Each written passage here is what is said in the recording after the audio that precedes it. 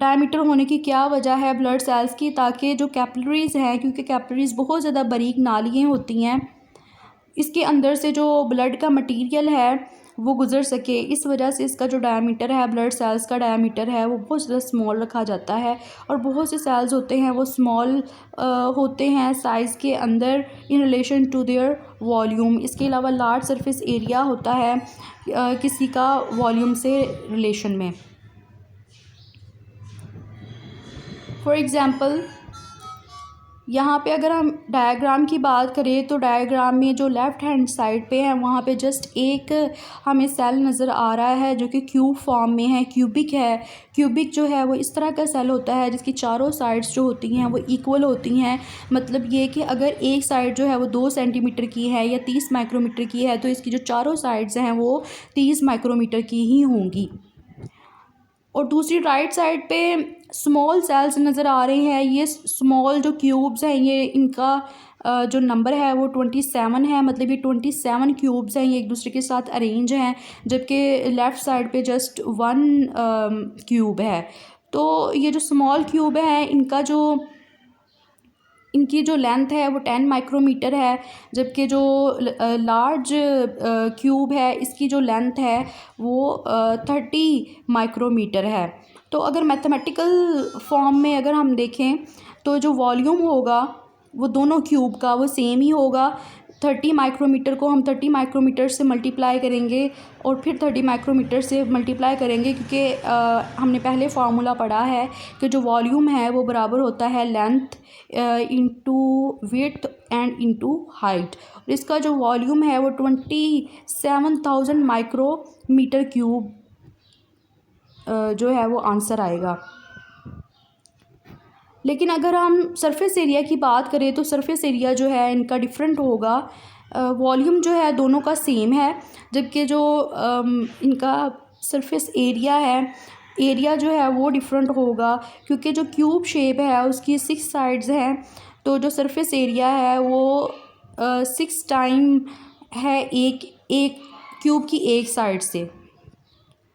For example अगर surface area of 1 large cube is equal to 6 into 30 micrometre into 30 micrometre, 5400 micrometre square ये surface area आएगा large cube का। जबकि जो small cube है इसमें 6 को अप्लाई करेंगे 10 micrometre into 10 micrometre is equal to 600 metre square. तो स्मॉल क्यूब का जो सरफेस एरिया है ए क्यूब का वो 600 माइक्रोमीटर स्क्वायर आएगा, जबकि जो लार्ज क्यूब है इसका जो सरफेस एरिया है वो 5400 माइक्रोमीटर स्क्वायर आएगा। तो 27 जो स्मॉल क्यूब्स हैं अगर इनका सरफेस एरिया निकाले तो फिर जो एक क्यूब का जो सरफेस एरिया आएगा उसे 27 से मल्टीप्लाई करेंगे तो आंसर आएगा 16,200 माइक्रोमीटर स्क्वायर। इसका मतलब ये है कि जो एरिया होगा लार्ज क्यूब का वो 5400 माइक्रोमीटर स्क्वायर होगा, जबकि जो स्मॉल क्यूब्स हैं 27 क्यूब्स हैं अगर उनके एरिया की बात की जाए तो ये आएगा 16,200 माइक्रो स्क्वायर। इसमें जो लार्ज सरफेस एरिया है वो स्मॉल क्यूब्स का है, तो इसका मतलब ये है कि जो स्मॉल सेल्स होते हैं उनका सरफेस एरिया ज़्यादा होता है और वो ज़्यादा अच्छे तरीके से डिफरेंट जो फंक्शंस होते हैं वो परफॉर्म कर सकते हैं as compare to large cells. तो इस तरह के सेल्स जो कि यूनिसेलुलर होते हैं उनका जो सरफेस एरिया है वो ज़्यादा होता है और वो न्यूट्रिएंट्स और इसके अलावा जो वेस्ट है उसका अच्छे तरीके से सेल में